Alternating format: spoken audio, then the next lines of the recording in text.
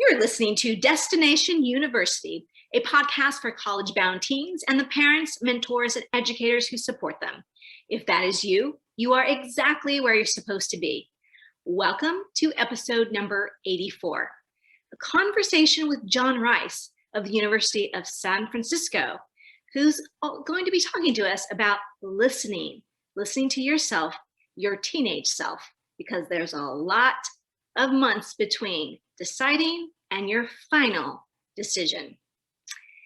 Hello, everyone. I'm your host, Dr. Cynthia Colon, author of the book Tips, Tales, and Truths for Teens. Welcome to Destination University, where we explore extraordinary people who lived ordinary childhoods and found a pathway to college.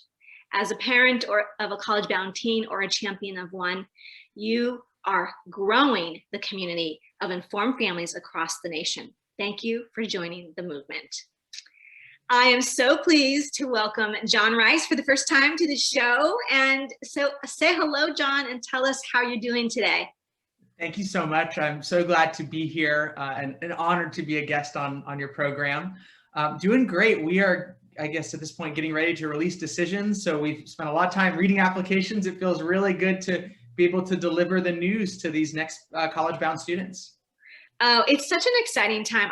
So at the time of this recording, it's the beginning of March. This episode will air later, but it used to be my favorite time of year when I was in admissions. And you're just so excited for those who are gonna get the green light, the yes, the big packet, and to see who says yes back to you and all of that. How long have you been in admissions? We're jumping the gun a little bit, but just how long have you been doing this?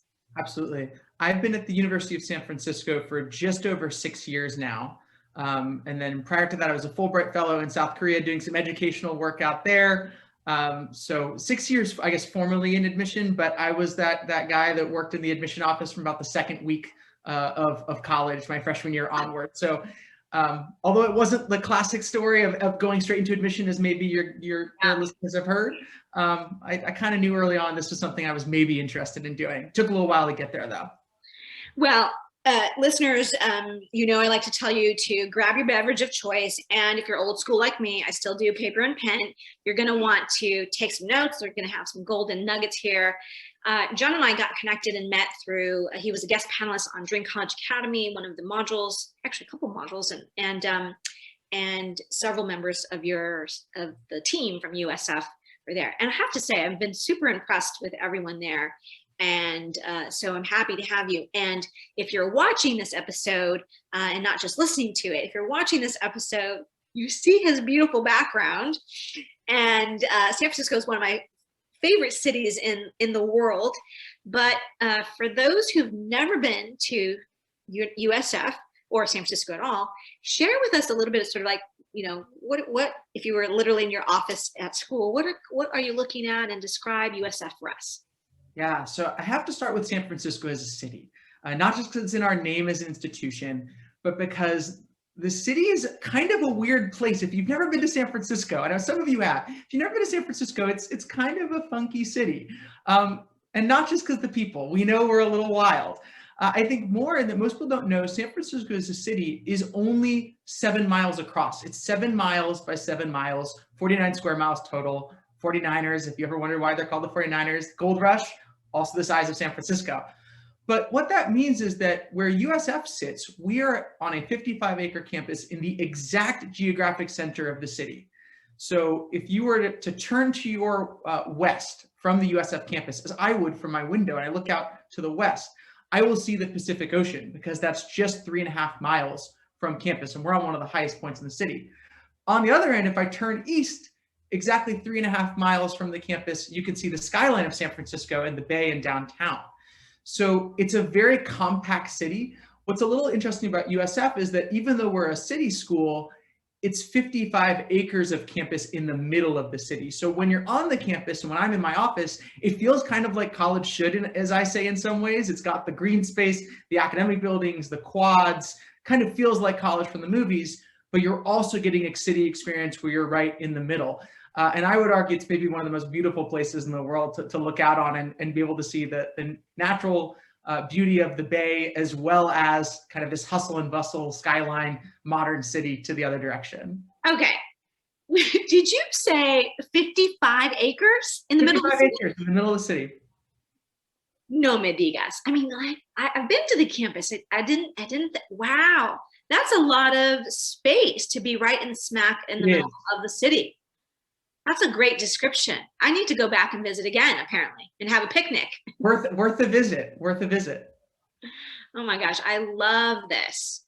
I love this. Well, I'm telling you, the team is great there, and I have had a number of Dream College Academy alumni and SA campers who've been encouraged to apply to USF just from meeting your staff. And at the end of the day, this is about relationships. And I dare say, I'm going to just say it right now, USF has one of the best staffs I've met in a long time. So there you go. We appreciate it. Well, and I have to add real quickly, I know I spent a lot of time on the natural beauty of the campus and location. But I think if you ask anyone that works at USF on our team, or if you ask our current students, maybe most importantly, like, why did they love the school?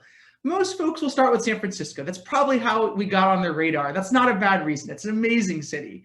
But most students and most faculty and staff are going to come back to our Jesuit Catholic values as an institution.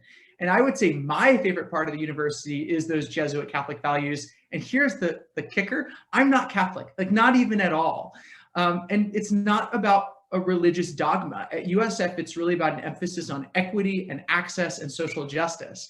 And so that underlines everything we do at the institution. We're always thinking about, and I'll steal this from one of our former presidents, I don't take credit for this line, how are we going to serve the 5%? Or sorry, the 95%, because only, the current estimate says only about 5% of the world has a college degree. So the question we ask at USF is, great, no matter your background, no matter where you started, when you graduate from this place, you're going to be part of that 5% that has a college degree. And that comes with some privilege. So what are you going to do for the 95% that didn't have the opportunity that you have? How are you going to pay it forward? How are you going to do well? Yes, for yourself, but also for your community. How are you going to use that education to lift others up as well? And so those values are what make us who we are at USF.